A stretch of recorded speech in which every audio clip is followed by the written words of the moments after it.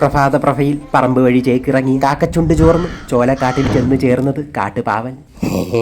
എന്തോ വീണല്ലോ. ഈ വിജന വന്യതയിൽ മരമായി വീണ വിത്ത് തനിക്ക് തന്നെ. തന്റെ പാദങ്ങൾ ഭാരത്തെ വിസ്മരിച്ച് വിത്ത് ചുമന്ന് ചോല ഇറങ്ങിയതും മുന്നിൽ ചൂണ്ടായി. വിത്ത് നടന്നു പോകുന്നുവോ? വ്യാകുല മൂഢത കഴുത്തിൽ പിടിച്ച വിടവിൽ പാണ്ഡൻ കുതറിക്കടന്നത് കറുപ്പായിയുടെ കാൽ ചോട്ടിലേക്ക്. തനിക്ക് നേരെ ഉയർത്തിയ കരങ്ങളിൽ പാണ്ഡൻ കണ്ടത് യാചന. ദാനവരിയൻ ധാന്യം ധർമ്മം ചെയ്തത് കറുപ്പായി വിത്തെടുത്ത് മുതലാളിക്ക് നൽകിയത് പാകി കിളിർപ്പിക്കാൻ.